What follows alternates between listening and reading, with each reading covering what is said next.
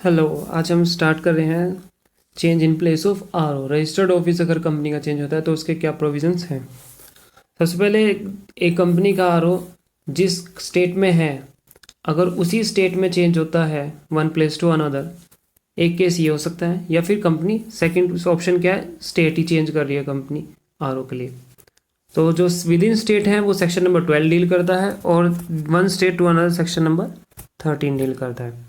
अब within state यानी same state में क्या प्रोविजंस हैं। सेम स्टेट में क्या है, या तो जिस सिटी टाउन विलेज में है उसी में एक जगह से दूसरी जगह पे चला गया। Second case, city town village change कर दिया बट आरओसी सेम है। थर्ड केस क्या हो सकता है, सिटी टाउन विलेज डिफरेंट है बट आरओसी भी डिफरेंट है। सो पहला क्या है, उसी सिटी टाउन विलेज में है वहीं पे ही है, एक जगह से दूसरी जगह पे कर दिया। But second, city town village change कर दिया, आरओसी सेम है।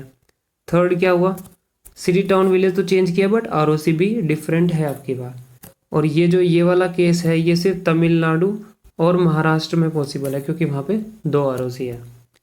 थर्ड केस क्या है, जो हमारा फोर्थ केस है, वन स्टेट टू अदर, जो कि सेक्शन नंबर 13 डील करता है। अब जो लास्ट पॉइंट है इसमें कि जो एमओए होता है कंपनी का, जो एमओए होता है उसमें उस स्टेट का नाम होता है जहाँ पे आरओसी स्टेट सिचुएटेड होता है कंपनी का, उस स्टेट का नाम होता है।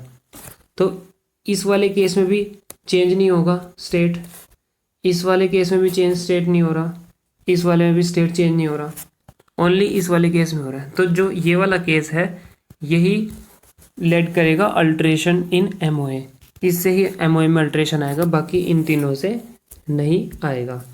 ये वाला ही अल्ट्रेशन आएगा एमओए में। सो स्टार्ट करते हैं।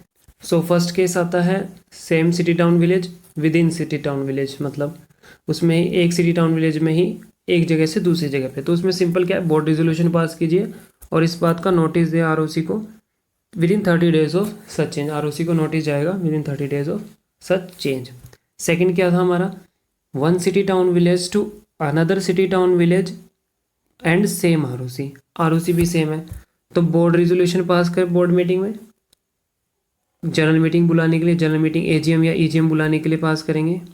फिर स्पेशल रिजोल्यूशन पास करना है, स्पेशल रिजोल्यूशन पास करके नोटिस देना है आरओसी को within 30 days of such change. Third case क्या था हमारे पास, थर्ड केस था हमारे पास वन सिटी टाउन विलेज, एक सिटी टाउन विलेज से दूसरे सिटी टाउन विलेज में, और आरओसी भी डिफरेंट है। अब की बार आरओसी भी चेंज हो रहा है, जो तमिलनाडु और महाराष्ट्र वाला केस था। तो उसमें क्या होगा, इसके लिए अब बोर्ड रिजोल्यूशन बोर्ड मीटिंग पास करना होगा एजीएम या ईजीएम बुलाने के लिए। फिर स्पेशल रिजोल्यूशन पास करना है, स्पेशल रिजोल्यूशन पास करना है। फिर क्या करना है, रीजनल डायरेक्टर की अप्रूवल चाहिए, फाइल एन एप्लीकेशन। तो उसकी अप्रूवल के लिए एप्लीकेशन फाइल की जाएगी, file an application with regional director to obtain its approval. Application file कर दी, अब रीजनल डायरेक्टर अपनी कंफर्मेशन देगा। तो within 30 days of receipt of application from the company the confirmation of change of RO shall be communicated by regional director. 30 दिन के अंदर अंदर रीजनल डायरेक्टर अपनी कंफर्मेशन देगा। कंपनी ने यहाँ फाइल की एप्लीकेशन, यहाँ पे एप्लीकेशन रिसीव हुई, रिसिप्ट ऑफ एप्लीकेशन, तो यहाँ से 30 दिन के अंदर अंदर रीजनल डायरेक्टर अपना कंसेंट देगा। इसके बाद जब कंफर्मेशन मिल जाएगी कंपनी को रीजनल डायरेक्टर की तरफ से, फिर कंपनी क्या करेगी, with in 60 days of the receipt of confirmation the company shall file the confirmation with ROC. ROC को वो रीजनल डायरेक्टर की कंफर्मेशन फाइल करेगी 60 दिन के अंदर अंदर। अब आरओसी को फाइल कर दी, उसके बाद ROC within 30 days of filing of such confirmation ROC shall certify the registration. ROC certify कर लेगा इसको। सो केस क्या बना यहाँ पे, सबसे पहले कंपनी एप्लीकेशन फाइल करेगी रीजनल डायरेक्टर को, यहाँ पे रिसिप्ट हुआ अगर 30 दिन के अंदर अंदर रीजनल डायरेक्टर क्या करेगा, अपनी कंफर्मेशन देगा। फिर कंफर्मेशन रिसीव होने के बाद 60 दिन के अंदर अंदर, 60 डेज के अंदर अंदर, यहाँ पे 30 दिन था, 60 डेज के अंदर अंदर कंपनी आरओसी को फाइल करेगी, और फिर आरओसी 30 दिन के अंदर अंदर उसको सर्टिफाई करेगा। सो सबसे पहले 30 डेज जो रीजनल डायरेक्टर अपनी कंफर्मेशन देगा, फिर 60 डेज कंपनी को मिलते हैं कंफर्मेशन फाइल करने के लिए आरओसी के पास, फिर 30 दिन आरओसी के पास रजिस्ट्रेशन के लिए। इसके बाद 30 डेज के लिए within 30 days of filing of such confirmation ROC shall certify the registration, certify करेगा ROC। The certificate issued by ROC shall be the conclusive evidence that all the requirements of this act with respect to change of RO have been complied with। जो तो ROC जो certificate देगा वो अपने आप में conclusive evidence है कि सारी रिक्वायरमेंट्स कंप्लाई हो चुकी हैं with respect to change of RO। And company shall take effect को change shall take effect from the date of certificate, certificate में जो डेट होगी उससे चेंज माना जाएगा। ये हमारा थर्ड केस था जिसमें क्या था, कंपनी एप्लीकेशन फाइल करेगी रीजनल डायरेक्टर को, 30 दिन के अंदर अंदर रीजनल डायरेक्टर अपनी कंफर्मेशन देगा। फिर कंपनी के पास कितने दिन है, 60 दिन ROC को फाइलिंग करने के लिए। फिर ROC 30 दिन के अंदर अंदर सर्टिफाई करेगी रजिस्ट्रेशन को। फोर्थ केस हमारा, फोर्थ केस क्या है, one state to another. Obviously इस वाले केस में तो RO भी चेंज होगा और इसमें MOA का अल्ट्रेशन भी होता है, MOA का अल्ट्रेशन भी है इसमें। सबसे पहले बोर्ड रेजोल्यूशन पास करना पड़ेगा बोर्ड मीटिंग में, AOA जनरल मीटिंग और AGM EGM बुलाने के लिए। फिर स्पेशल रेजोल्यूशन पास करना पड़ेगा RO को चेंज करने के लिए from one state to another. Change of RO from one state to another, ऊपर वाले केस में हमने रीजनल डायरेक्टर की अप्रूवल ली थी, यहाँ पे सेंट्रल गवर्नमेंट की अप्रूवल ली जाएगी। Change of RO from one state to another shall have effect only if it is approved by central government. तो ये तभी इफेक्ट होगा इसका जब सेंट्रल गवर्नमेंट अप्रूव कर देगी, तभी माना जाएगा। तो इसमें सेंट्रल गवर्नमेंट की अप्रूवल मस्ट है। तो कंपनी क्या करेगी, सेंट्रल गवर्नमेंट की अप्रूवल के लिए एप्लीकेशन फाइल करेगी।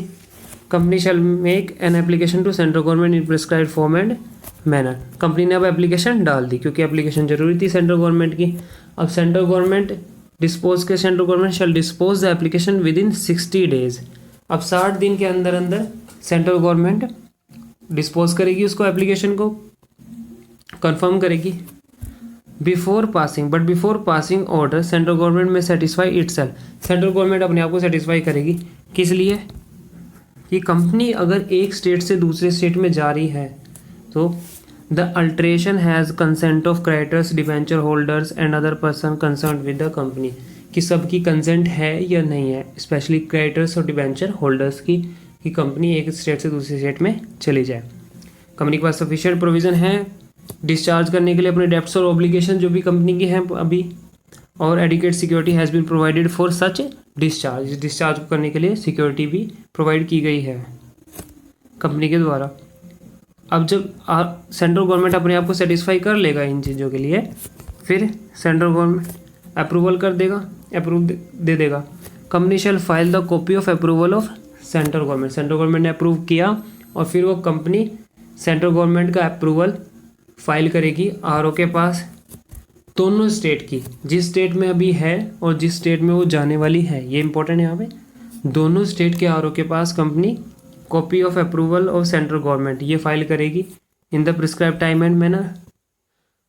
थर्ड और 30 दिन के अंदर अंदर नोटिस भी जाता है ROC को चेंज के, जब चेंज किया है आपने उसका 30 दिन के अंदर अंदर। The new ROC where RO is shifted shall issue a fresh certificate of incorporation. और जो नया ROC है जहाँ पे जिस स्टेट में कंपनी अब RO शिफ्ट होगा वो क्या करेगा, कंपनी को fresh certificate of incorporation issue करेगा। This was all about change of RO of company. Thank you.